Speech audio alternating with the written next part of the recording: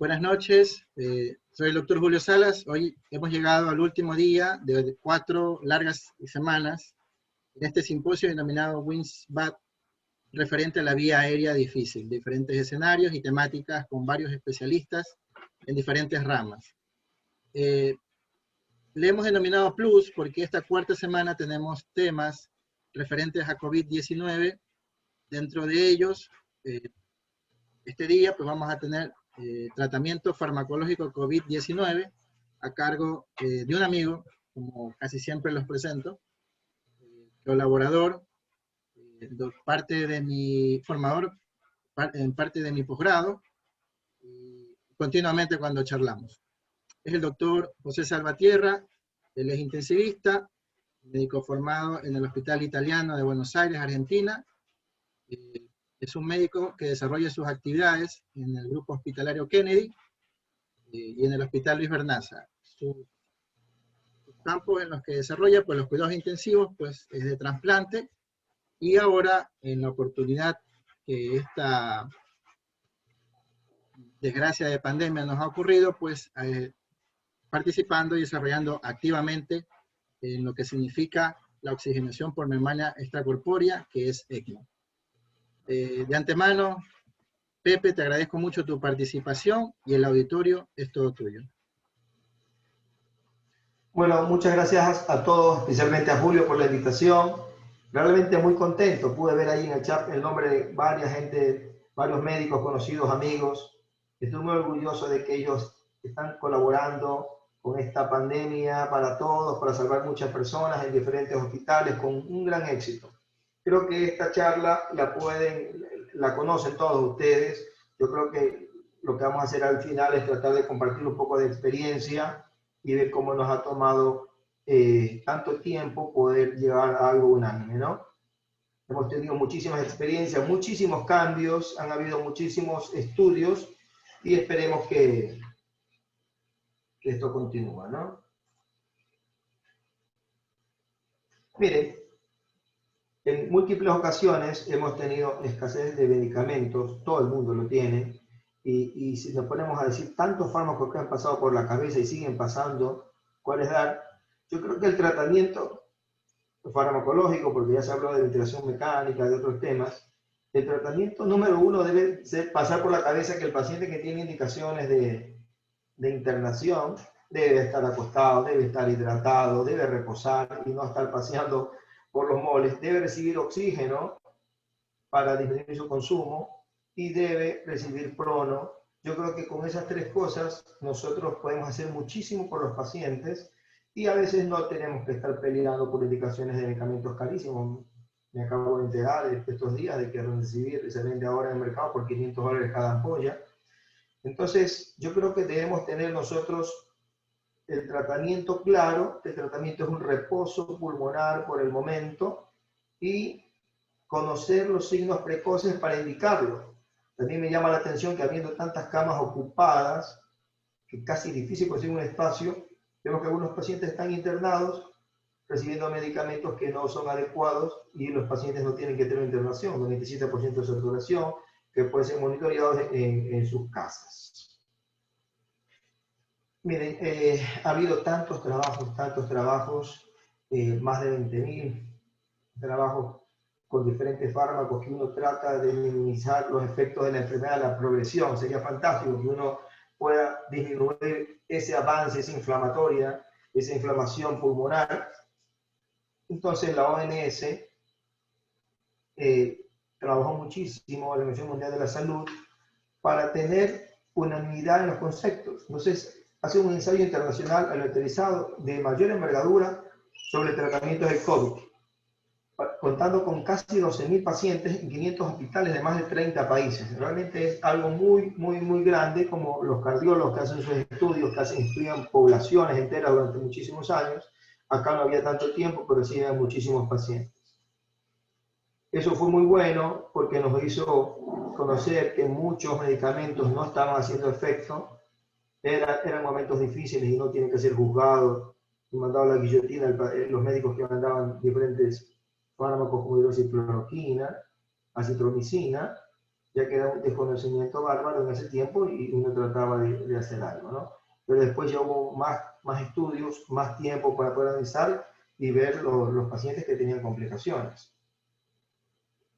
En general, mientras no hay pruebas suficientes, la OMS desaconseja a médicos de asociaciones médicas recomendar administrar tratamientos no probados en pacientes con COVID. Eso fue un tema de discusión en tanto ya de todo el mundo, que decían que tenemos que basarnos solamente en los estudios científicos, autorizados, doble ciego. No había tiempo para hacer esos estudios y esperarlo era muy complicado. Es verdad que mucha gente falleció con problemas de arritmia, pero tenemos que ser conscientes que era una situación alarmante y no podíamos nosotros esperar. Recordemos que uno de los trabajos más importantes, como el uso de corticoides, fue desaconsejado en primera instancia por varias instituciones.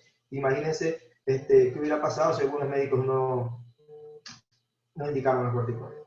Más de 2.000 estudios aleatorizados publicados para apoyar el tratamiento específico del COVID, pero es limitado, ¿no? Son números muy pequeños, con muchas características diferentes sitios, lugares, tiempos de evolución y comorbilidades. La excepción le incluyen dos grandes iniciativas, como el estudio de Recovery y Solidaridad, permite definir claramente el impacto de algunas de las estrategias. La situación sigue siendo dinámica y requiere más revisión y actualización constante. Si no lees, en 15 días estás desactualizado porque está llegando un nuevo estudio, así sea con pocos pacientes, ¿no? Pero siempre tenemos que hacer ciencia con conciencia. Tienes que analizar el contexto, la evolución clínica, la edad del paciente, ¿no? Pretendemos darle a un paciente de 25 años y comorbilidades, delgado. He visto ocasiones que le quieren dar todo lo que se venga a la cabeza, ranitidina, tocilizumab, antibióticos, etcétera, y eso no se debe hacer porque nosotros comprendemos que realmente la posibilidad de complicación en este tipo de pacientes es baja. En casos excepcionales, como los pacientes obesos que tienen otras situaciones. Hay que definir la enfermedad grave. Eso es importante porque, como les digo, una cama en este momento es oro. Todos los intensivistas que están acá, los estudiantes, reciben diariamente peticiones de cama y es muy frustrante que uno no pueda poder ayudar a estas personas, pero también ver que no están los criterios muy claros para poder definir la enfermedad y también para dar el alta. Esas cosas hay que trabajarlo en este momento. Tenemos que nosotros acelerar en la medida de lo posible los pacientes que puedan ser dados de alta. Con tristeza, un paciente en una clínica no quería irse de la habitación porque quería una habitación particular. Una cama en terapia, imagínense, los 3-4 días pasó esa situación y es muy, ustedes conocen la necesidad de cama. Hay que definir la enfermedad grave, las enfermedades, ¿no? La enfermedad leve, individuos sintomáticos pero que no tienen falta de aire, disney o alteraciones radiológicas. Paracetamol, antitussígeno, lo que ustedes quieran, vayan a su casa y nos comunican. Enfermedad moderada, evidencia de enfermedad respiratoria baja con evolución clínica o radiológica, pero con saturación mayor a 94. Observación muy de cerca, ya vas haciendo planes a dónde se puede ingresar, qué tienes que hacer, analizas más sus comorbilidades, puedes seguirlo un poco más de cerca. Enfermedad grave, individuos con una saturación del 93%. Hemos visto pacientes que están saturando 80. Sabemos nosotros que en medicina los números, nosotros no tratamos números ni imágenes, pero si tienes una saturación menos del 93%, más de 30 respiraciones por minuto y unos infiltrados pulmonares mayor del 50%, la posibilidad que te compliques es muy alta. Entonces eso es importante para definir, porque llegan pacientes con tan bajo nivel de saturación, con respiraciones muy alteradas y con todo lo que nos hace dar una falsa tranquilidad, como dijo Darío, ¿no? Con alto flujo, con mascarilla. Entonces eso hace retrasar el tratamiento y evidentemente el paciente va a tener un peor pronóstico. Muchas veces llegan tan graves que no pueden hacer ni siquiera una tomografía para poder distinguir alguna otra complicación. Enfermedad crítica, individuos que tienen insuficiencia respiratoria, shock séptico o disfunción orgánica. Por suerte no es lo más habitual, solo que llegues muy tarde. Los pacientes llamaban la atención que tenían saturación tan baja y no se chocaban, seguían orinando, no elevaban el lactato, no elevaban procalcitonina. Era una enfermedad viral, pero llamaba mucho la atención que a pesar de su gravedad, encontraba eso. Y cloroquina y hidroxicloroquina como potenciales terapias frente al COVID. Ya sabemos, ya hay muchos trabajos que realmente no ayudan solas ni combinadas, pero hagamos un poquito de retrospectiva. ¿Cuánto daño podría hacer? Porque esto nos tiene que dar lecciones ya después de un año. ¿Cuánto daño hizo en su momento? Todos conocían que conseguir una hidroxicloroquina era difícil, la vendían 5 o 10 veces más el costo normal, y uno se esperanzaba a esa droga y por ahí retrasaba tratamientos, retrasaba prioridades y la familia se angustiaba por dar esas drogas. En ese momento todo podía ser valedero, pero ahora ya no, pero no podemos modificarlo, pero sí podemos sacar conclusiones del impacto de una droga, ¿no?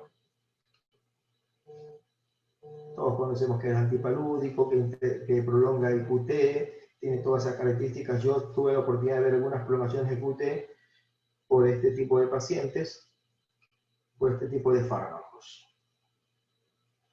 Muchísima literatura a favor y en contra, y como ustedes podían ver en los primeros estudios, eran poquitos casos, 50, 100 casos en medicina, era muy poco para poder sacar conclusiones, o eran estudiados in vitro y eso no nos daba la certeza de una buena realidad, ¿no?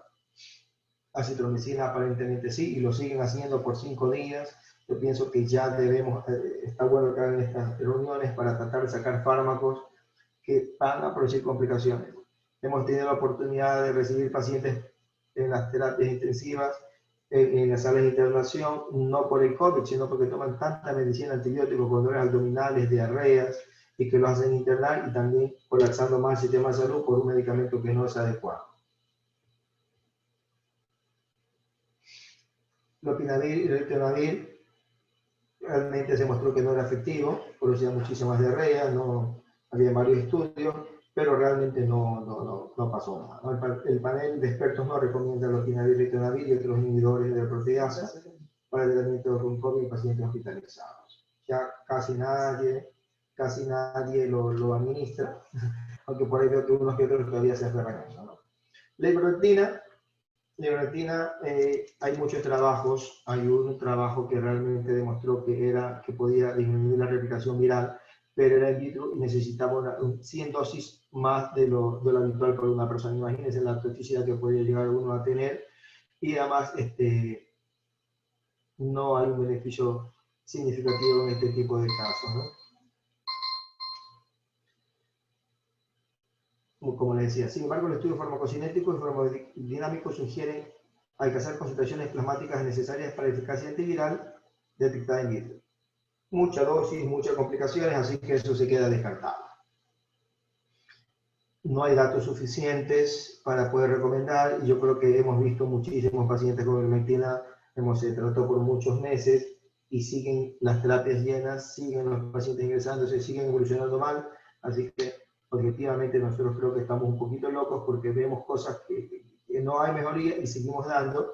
También tenemos que hay un poco de presión de la familia, que no le das algún medicamento, pero bueno, ese no debe ser la forma nunca de actuar en medicina por ningún tipo de presión. Uno de los medicamentos que tuvo mucho apogeo en esa etapa inicial fue el tocilizumab para pacientes que estaban en estadios, para tratar de evitar. ¿Cuál es la idea? La idea del tocilizumab era tratar a estos pacientes que estaban con una enfermedad moderada o grave, tratar de evitar las complicaciones, especialmente de enfermedad moderada, llegar a disminuir la cantidad de días de ventilación mecánica, y los días de ventilación mecánica sí ya lo están. Había trabajos que no eran concluyentes, pero ahora parece que sí hay un pequeño, hay trabajos que pueden apoyar el tocilizumab, un anticuerpo monoclonal antirreceptor de interleuquina. Muchos hacen el seguimiento por el nivel de interleuquina que tú tienes, interleuquina 6, y lo vas evaluando si tienes más niveles o no, pero realmente esa no es la forma de seguir. De hecho, puede haber hasta más aumento de interleuquina después de uso de tocilizumab. Cuando queda la duda y hay un beneficio marginal, por lo menos debemos seguir diferentes directrices, porque habiendo un beneficio marginal y tienes tú un medicamento que puede ser también potencialmente tóxico y es muy caro y escaso, si decides utilizarlo, porque realmente muchos lo siguen utilizando, por lo menos hay que conocer la dosis del medicamento y no desabastecer el mercado, porque tenemos la penosa noticia de que muchos médicos, algunos, no muchos, ¿no? Médicos, lo administran por 5 días, por 6 días, con dosis que no están recomendadas. La dosis, como ustedes han podido leer, 400 a 600 miligramos, dependiendo del peso del paciente, y máximo por 2 dosis. Entonces, todo eso tiene que tener un rol importante en el conocimiento de la dosis y del fármaco, porque, como le digo, por ahí no hay un trabajo categórico que disminuya la mortalidad de la ventilación mecánica. Sí hay trabajos marginales, y en todos hemos tenido ocasión de poder decir que algún fármaco en diferentes pacientes fue bien, pero nunca lo notamos y no hay un trabajo fuerte. Yo creo que todos han visto que después del plasma, uno que otro paciente se recupera. Entonces, el Tocilizumab se recupera, el civil se recupera, pero no se puede decir categóricamente. Pero lo que sí estaría mal es que, a pesar de que está tan escaso y que tú te vengas a pasar de dosis, creo que no es adecuado, ¿no? No hay ensayos convincentes. El recovery demostró que podría llegar a mejorar los resultados con una diferencia más o menos de 10 puntos, que en este caso sería importante, ¿no? Tienes que tener una respuesta inflamatoria, evidencia de inflamación. No le vas a dar el fármaco a una persona que está en el día 4 o día 5 sin una respuesta inflamatoria, sin necesidad de oxígeno, porque no sería indicado, tendría más efectos dañinos en ese momento, ¿no?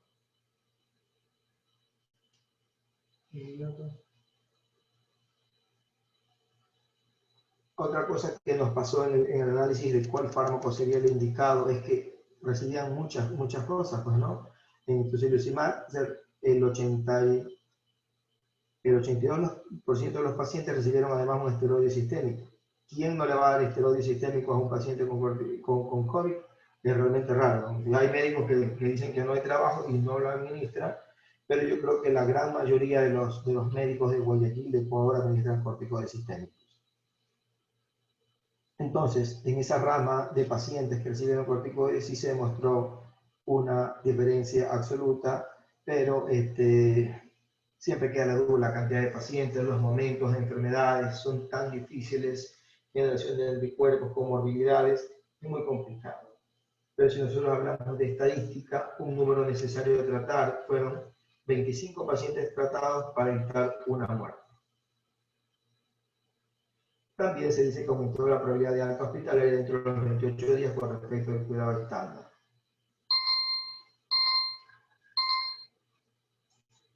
Vamos avanzando un poco más. No está claro, como le digo, muchas cosas con Tocilizumab, pero también tienes que tener presente algunos pacientes que tienen que tener mucho cuidado en la administración de Tocilizumab. A la transaminasa 5 veces más que el límite normal, alto riesgo de perforación gastrointestinal, pacientes que tienen divertículos. Ojo, ¿quién no tiene divertículos después de los 40 años? Así que tampoco lo tomes tan a rajatabla, pero una persona que ya ha sangrado por divertículos por varias ocasiones, que tiene riesgos importantes, tienes que tener presente que ese paciente por ahí no se va a beneficiar y puede tener más efectos adversos, ¿no? El cuento absoluto de neutrófilos menos de 500, plaquetas menos de 50.000 y otras enfermedades asociadas, hongos, una sepsis, en ese momento no sería indicativo de administrar medicamentos potencialmente dañinos. Queda la duda, la segunda dosis, la tercera dosis, son problemas que todavía no se pueden resolver.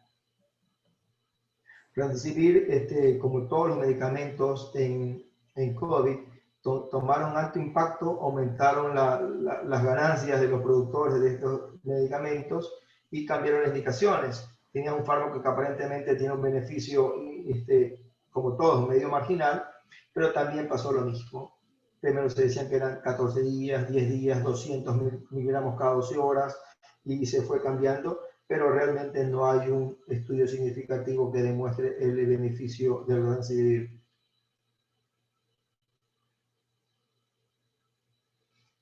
Es un profármaco de nucleótido intravenoso de un análogo de adenosina y es un fármaco aprobado por la FDA para el tratamiento del COVID, pero con el beneficio marginal y el hincapié que te digo que tienes que analizar los efectos adversos, no se los debes dar a todos. Mira al paciente si está indicado o no y si vas a tener la posibilidad de tener una enfermedad más grave. Eso sí sabemos nosotros, que los pacientes que tienen diferentes características, obesidad, hipertensión, más de 65 años, van a ir mal. y uno tiene que tratar bajo esa primicia, tratar ese grupo de pacientes, porque todos estos fármacos son escasos. Mucho trabajo, ya nos queda poco tiempo para analizar. La dexametasona, ese sí es un fármaco que ha demostrado que puede ayudar, pero si uno saca después la variable estadística, tampoco es mucha la diferencia. Los pacientes ambulatorios con COVID leve a moderado no fueron incluidos en este ensayo, por lo tanto la seguridad y eficacia del uso de corticoides en esta población no ha sido estudiada. No ha sido estudiada, pero en un grupo de pacientes y también por lógica, no se recomienda el uso de corticoides en este tipo de población. Hemos tenido la oportunidad también lo mismo de ver pacientes que ingresan a la terapia intensiva y uno le pregunta ¿cuántos días tienes de enfermedad? Aproximadamente 12 a 14 días de enfermedad y 12 a 14 días con corticoides.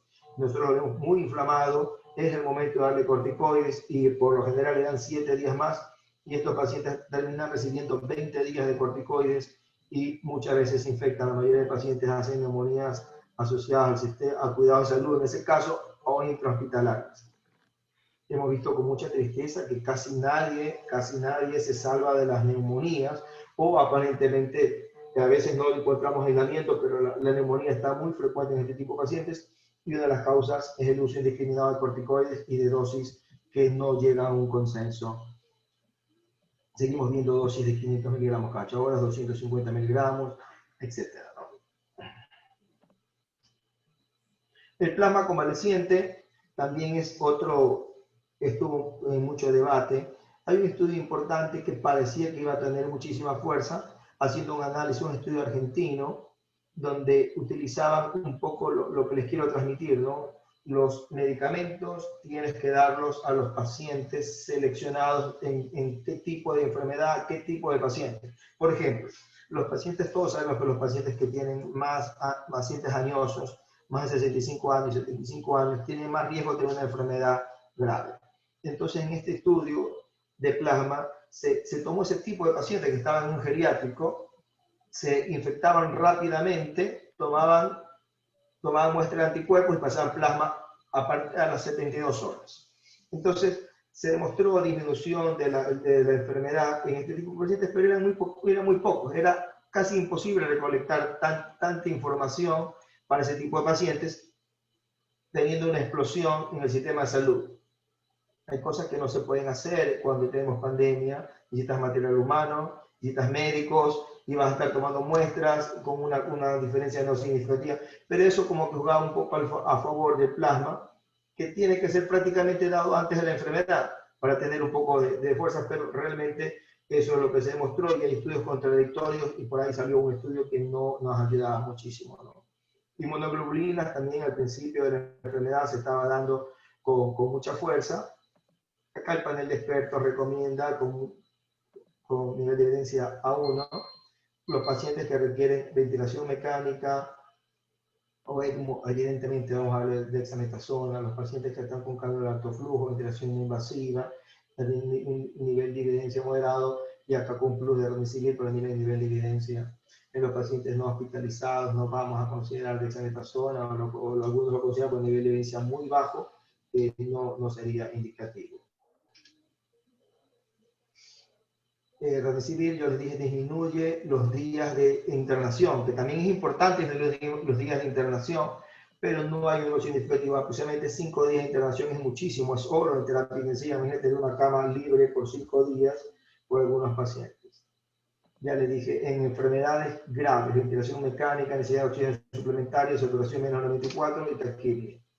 Pero estos trabajos que los ves de remdesivir, este trabajo por lo menos fue hecho 53% de blancos. Miren la población, 53% de blancos, que no entramos nosotros, 21% de negros, asiáticos y solamente 23% de latinos. Entonces, no podemos nosotros decir categóricamente que esto nos podría llegar a ayudar, ¿no? La media número de días entre el inicio de los síntomas y la utilización fue de 9 días cuando usaron el remdesivir. El 90% tenía enfermedades graves en el momento de la inscripción, y resultados primarios del tiempo de remdesivir tuvo un tiempo más corto de recuperación, como les dije. La mortalidad 6.7 en el grupo remdesivir y 12.9 en el grupo placebo. Corticoides. Yo creo que con esto uno se puede quedar. El cuadro de expertos formuló 2 recomendaciones. Una recomendación con relación al tratamiento sistémico, es decir, por vía intravenosa, y si no lo tienes, por vía oral. pero no por violar una semana previa y después que te internas. Con corticoides, por ejemplo, 6 miligramos diarios de dexametasona por vía oral o intravenosa 50 miligramos de hidrocortisona, que uno puede sacar la equivalencia, pero no debemos dar bolos de 500, 250 miligramos, 125 cada 8 horas. Y el tratamiento durante 7 a 10 días. Hay un error importantísimo que el tema de que ir disminuyendo los corticoides después que le das, quieres ir bajando a 20 miligramos, 10 miligramos y terminas recibiendo 20, 25 días de corticoides, tiene la oportunidad de ver bastantes neumonías post uso de corticoides. Como les dije anteriormente, no utilizar en pacientes que no están graves, no es necesario, anticuerpos monoclonales tampoco tienen una fuerza importante, ya le hablamos del plasma, era muy difícil y esto fue financiado por Melanie Gill. Entonces, sí le podemos echar la culpa a la gente de Microsoft, que no, le querían echar la culpa porque están financiando estudios, así que dejémoslos tranquilos, ¿no? Conclusiones. Finalmente es importante enfatizar que las recomendaciones no se consideran mandatos. Es verdad que había mucha discusión al inicio y todos daban algún tipo de fármaco, uno que otro no lo daba, pero esto va cambiando. Nadie dio un fármaco con el objetivo de hacer daño, sino tratando de buscar una alternativa, viendo que no había ninguna opción de tratamiento, la mayoría de pacientes fallecían.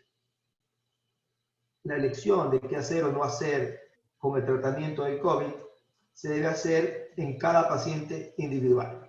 90 años, insuficiencia renal, ciego, así te salga Remdesivir que tiene un número necesario a tratar de 1 a 1 o que tenga una diferencia significativa del 40%, yo creo que no debes dar un fármaco tan costoso, tan difícil para ese grupo de pacientes. O viceversa, tienes un atleta de 20 años y vas a administrar corticoides tempranamente, no, pues son económicos. No lo debes hacer porque puedes llegar a tener complicaciones y no es. Entonces, la idea es tratar de individualizar cada tipo de paciente y en qué momento, como hace unos meses atrás que se da plasma a cualquier paciente que llegaba. Después uno usando un poco más la lógica, tienes que darle plasma al paciente que todavía puede estar en los primeros días de la enfermedad, pero el trabajo demostró que realmente es muy complejo y muy difícil, porque no solamente depende de la dosis, los títulos de anticuerpos que tú tengas que hacer y medir, y si no tiene una diferencia significativa, lo que vas a hacer es colapsar el sistema de salud, presionar a la familia, buscando plasma, creando confusión y no llegas a ningún recovery. Me parece que lo que podemos hacer, siempre teniendo claro las dosis de los fármacos, olvídate de 125 miligramos, y los pacientes que sin requerimiento de oxígeno, la dexametasona no demostró beneficio. Nada de meticorten, nada de aspirina, nada de eso, porque nos va a traer más complicaciones. Falta mayores estudios, sí es verdad, pero próximamente los vamos a tener. Y yo creo que eso es todo. Y muchísimas gracias, Julio, por la invitación. Gracias, José. Bueno, ya hay preguntas en el chat. Yo también quisiera hacer un par de preguntas, pero voy a leer las que tenemos acá, ¿no? Bueno, nos preguntan, ¿cuánto tiempo se puede usar la dexametasona? Ya, sí, esa es muy buena pregunta, ¿no? La dexametasona se aconseja solamente máximo hasta 10 días, nada más. Y está veremos ese tema de que lo voy decalando paulatinamente, me parece que no debe ser así con la dosis de dexametasona que se recibe y los días de estar recibiendo el paciente, ¿no? Incluso si el alta o sea, si el alta se acelera, ¿no? Debo descontinuarlos. O sea, no es que voy a seguir tomando en casa, eso es lo que trato de decir. Después del uso de la dexametasona, ¿paso a esteroides orales o los descontinúo? Nos preguntan. No, ya hay que descontinuar, esa es mi opinión y yo pienso que no hay ningún beneficio en seguir dando más corticoides. ¿Usted descontinúa cuando ya no necesita oxígeno o clínicamente? ¿Qué valoraría puntualmente?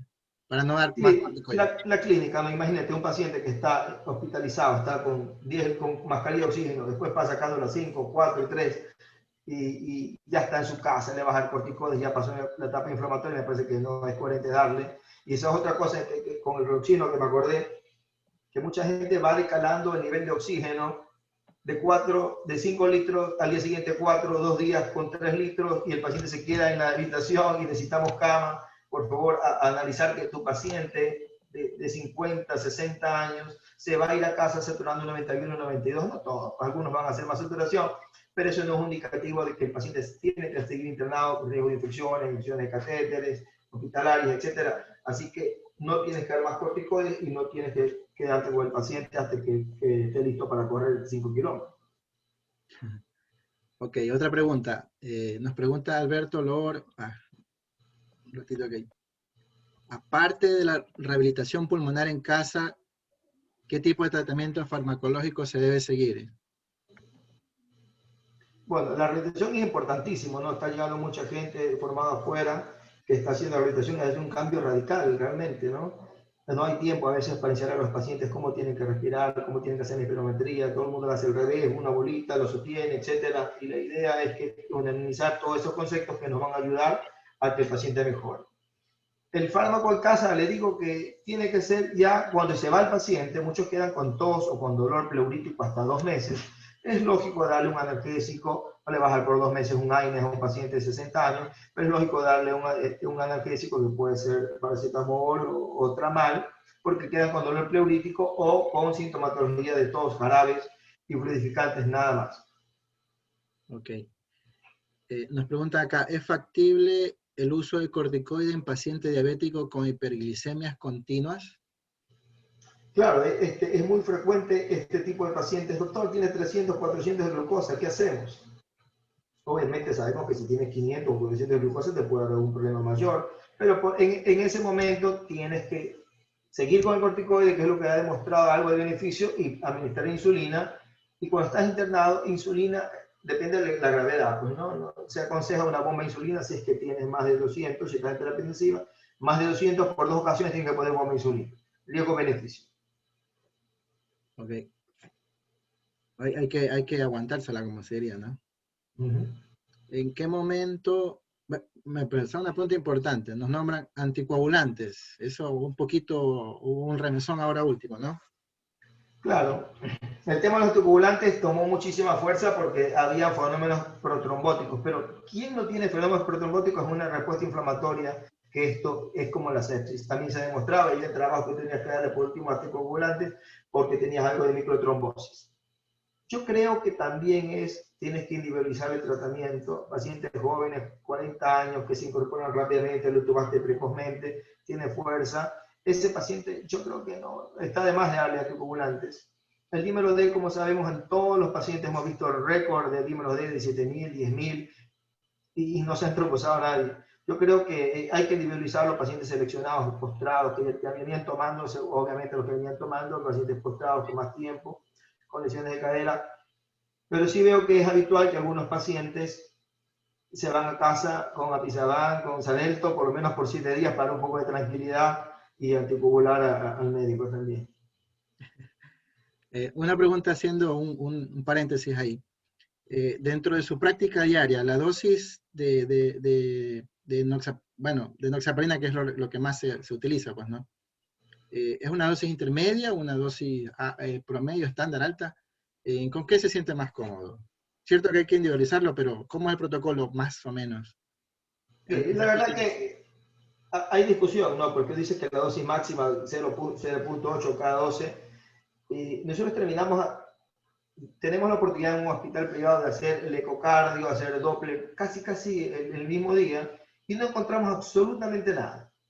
Yo creo que me es indiferente porque está escrito de 0,4 a 0,6, no nos ha pasado nada, ¿no? Los pacientes fallecen porque tienen una respuesta inflamatoria exagerada, con infecciones bacterianas, y eso es lo que más nos ha complicado.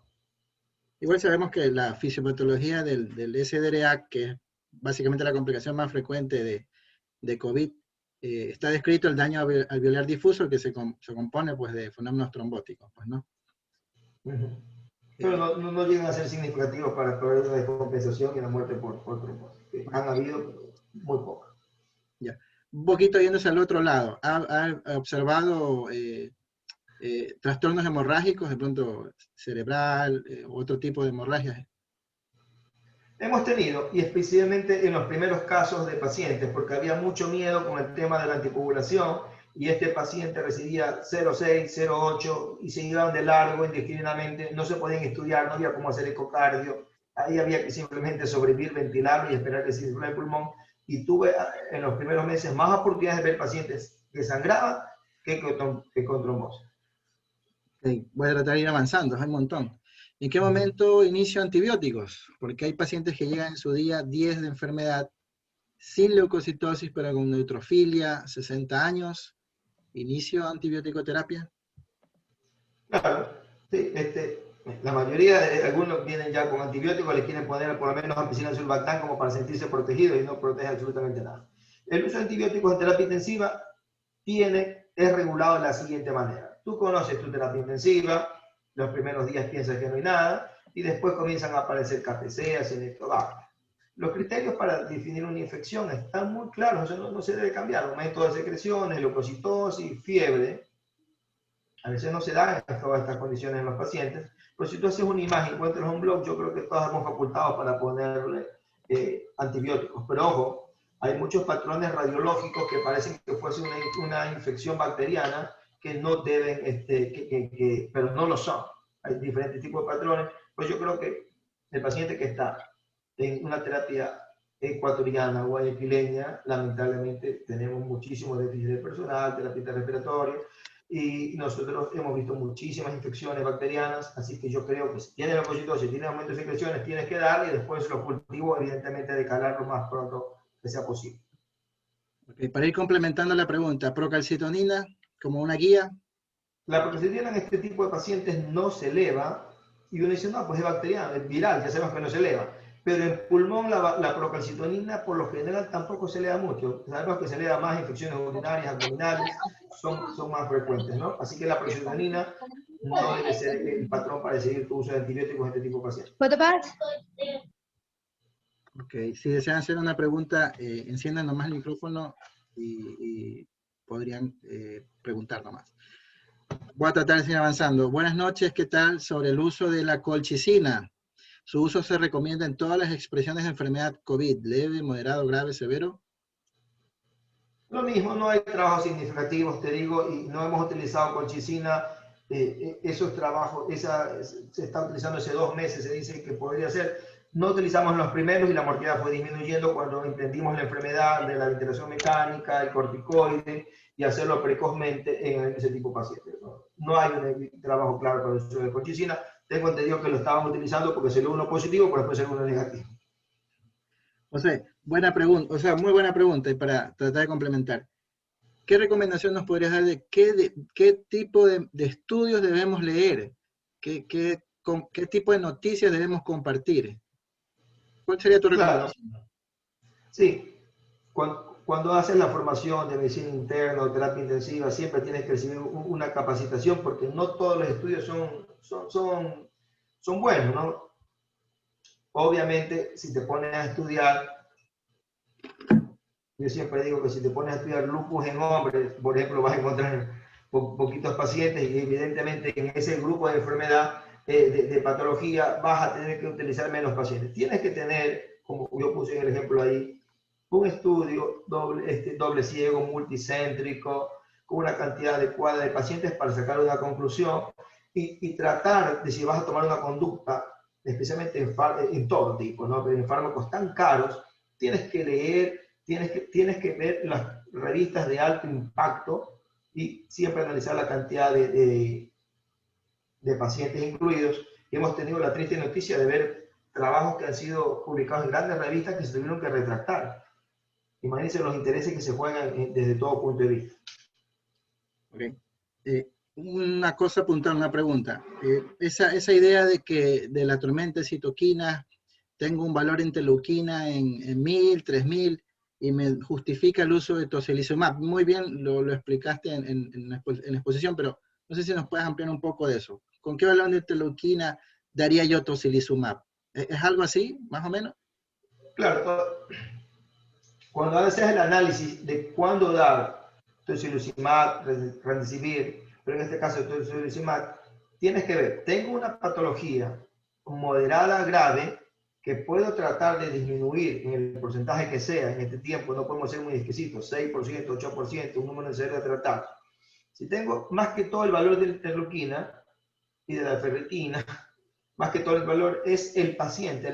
El paciente viene con necesidad de oxígeno, satura 92% el escenario, ¿no? 8 días de evolución, está taquinéico, tiene una interleuquina elevada. Ese sería el paciente indicado para poder recibir tocilizumab. Ok, sigo leyendo. Y en el inicio de antibióticos, en caso de tener empeoramiento tras los 10 días, ¿qué conveniente es iniciar pulsos de metilprednisolona? Salió un trabajo recientemente muy pequeño, pero todavía nos falta más información, pero yo sí he visto a pacientes que tú ya les has dado el corticoides, sigue inflamado y se le administran pulsos de corticoides, pero también, como dijimos, 125 miligramos por 3 días. Yo creo que tienes que individualizar a este paciente. Esos pacientes que siempre están en la zona gris, que tú los ves, tuve la ocasión de un paciente de 70 años, tenía restos del tipo, no tenía comorbilidades, ya le dimos dexametasona, no estaba infectado, parecía que sí, cultivos negativos rápidamente, no tenía leucocitosis, no había fiebre, pero seguía con una inflamación pulmonar importante, seguía con interleuquinas, hicieron otra elevación.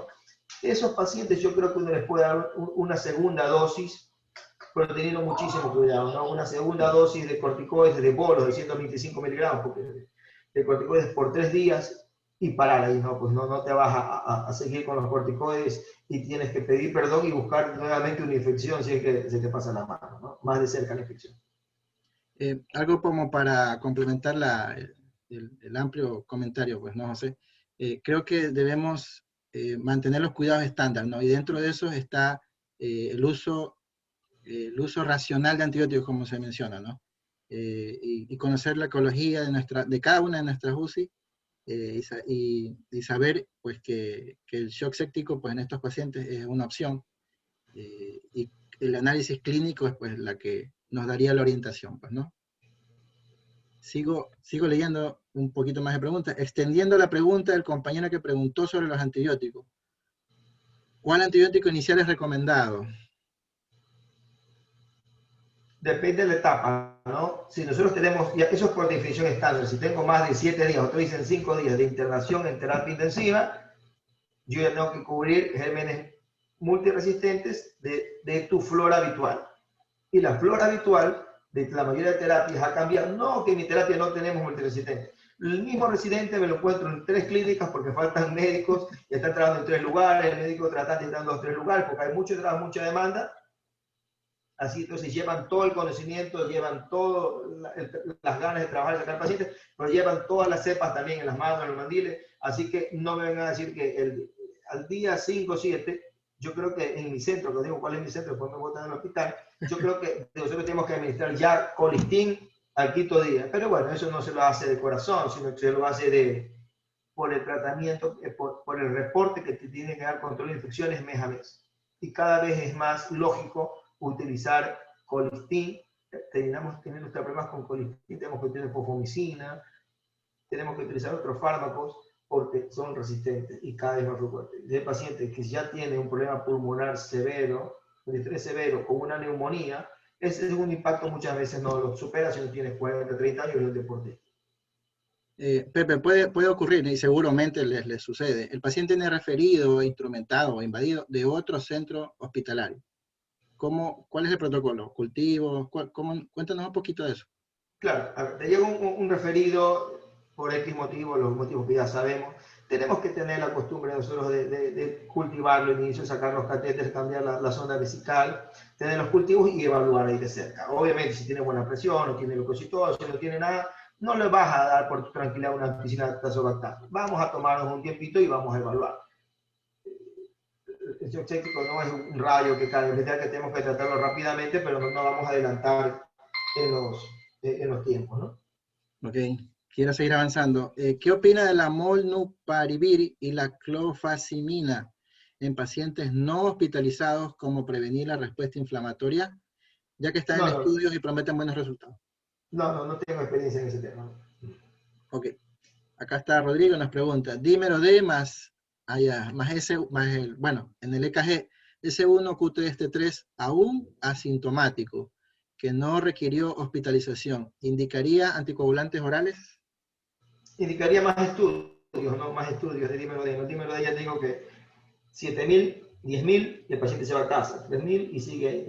No es un patrón para tomar. Un Tiene ecocardio. que hacer el estudio de una trombosis como entra normalmente. Ok. El análisis, ¿no? El análisis es lo que cambian los pronósticos.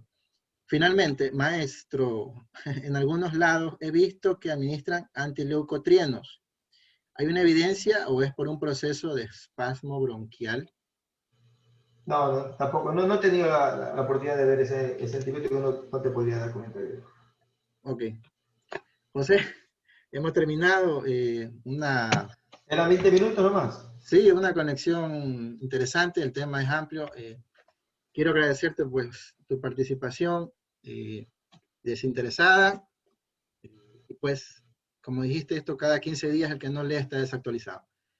De antemano, muchas gracias por tu participación y quisiera que pues en algún momento futuro nos puedas acompañar en un nuevo evento. Muchísimas gracias. Saludos para todos.